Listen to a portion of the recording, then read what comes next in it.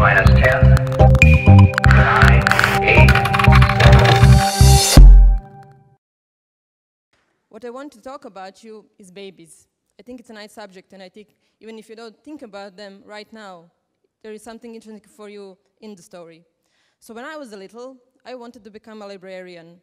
I was a very shy and introverted child and felt more comfortable around books than people. And what I actually did, I took all the books in our house and put numbers on them and make little labels and cards so that every book has its place in the shelves.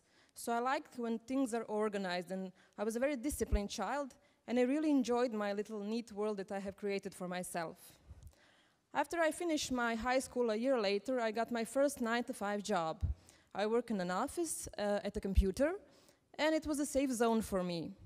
So I continued to work similar jobs in different companies for the next 10 years, and I consider myself a good employee. I was good at working for someone else, for other people. And if you ask me 7 years ago, will I ever have a business on my own? I will for surely said, no way. I never saw myself an entrepreneur. I just thought that wasn't for me. I didn't have what it takes. And the one thing missing for me there was my self-confidence. And then 6 years ago, I had my first baby. My daughter Zara was born, and she brought some serious changes to my life. And among other things, in searching for a perfect diaper for my baby, I ended up making my own diapers and became an entrepreneur in the process. So my friend and I, we co-founded a company. It's called Dai, which means give in Serbian. And it was one of the first sentences or the words that my daughter actually learned to speak. And we make eco-friendly bamboo washable diapers. So a year ago, I was giving an interview, and the journalist asked me what it's like to grow your idea from the scratch up. And I thought about it for a second, and I realized it's very similar to having a kid, actually. And because these two things came together in my life, it's very easy for me to see them as a parallel. And people today usually think they have to choose between, at one point in their life, between becoming a parent or pursuing a career. And usually what you do, you finish high school, you go to college, you graduate, you find a good job, and then you're like, oh, the family issue, you know, just that. But what if I tell you, you don't have to choose, actually. You can have both things at the same time and benefit from them, just like I did. You can have your kid, and it can lead you to a dream job, actually, and you can become a great entrepreneur just watching your kid play. So what happens when you have a kid? Yes, your whole life turns upside down, and people with kids, they know it. But what do? You invest a lot of your time and energy and all the knowledge that you have, and you learn many new things on a daily basis. But you get that special feeling to see your little one grow and learn new things and make first steps, and it makes you incredibly satisfied and happy on an everyday basis. And raising your own business is very similar to that. You need to invest a lot of your time, your money, to work hard, to sleep little, just like with a baby, and to put all of your knowledge and learn new things along the way, and you get to see your idea grow and how it involves with other people and how it affects their lives. And these two fills you up with the excitement and happiness and satisfaction. So what I really believe in is that becoming a parent or an entrepreneur, or of course the both things at the same time, really changes your life forever. It changes you, what you are personally. It pushes us out of our comfort zone, on however we want to call it, and make us use all of our potentials to live the best life we could possibly be. It allows a little shy librarian girl to take a stand here at TEDx and talk. So what I wanted to share with you was the 10 things I learned from my kids that could reflect to my life personally, but then I realized I could just summarize it to 3, and I think you can all relate to them. And the first one, of course, is our fears. Usually when you meet someone who has some sort of idea and you ask them, well, great, why don't you do that? And their thought is like, what if I fail? But that is the complete wrong answer. Just for a second, change the angle and think what it would be like if you succeed. Imagine your life then. We are afraid of many things. I'm afraid for my business nearly every day. We are afraid of failures or losses, new environment, of not fitting in.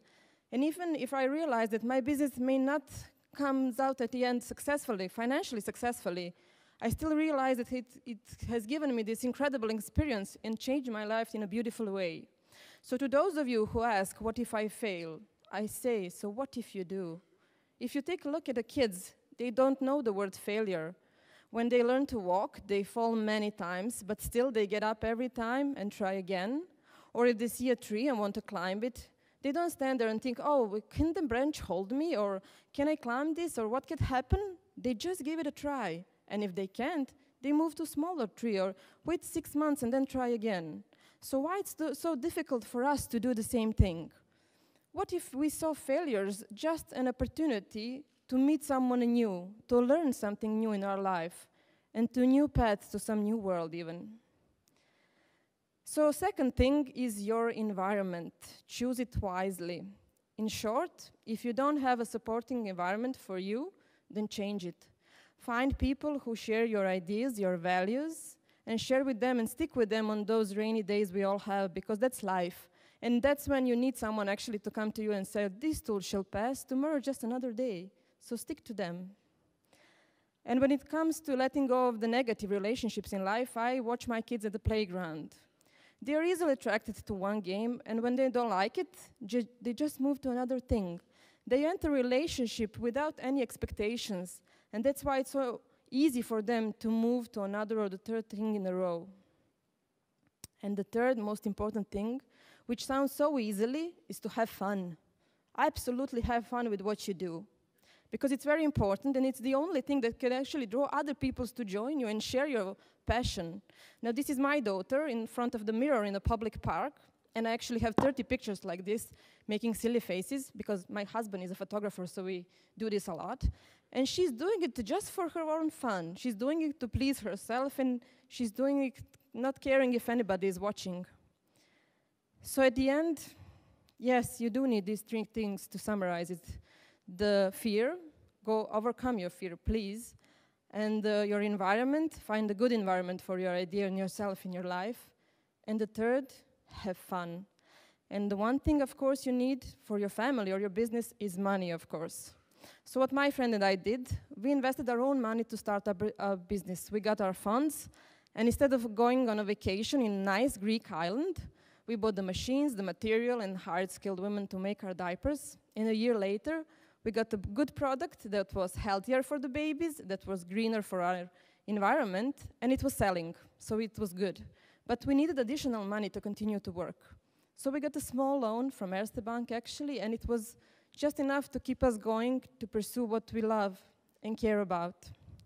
Also this year, we were involved in the Impact Hub Vienna here in the Investment Ready program, and it was a mind-changing experience for me, because it opened us a door we never thought existed for us. And right now we are thinking how to find investors to bring our products here to Europe.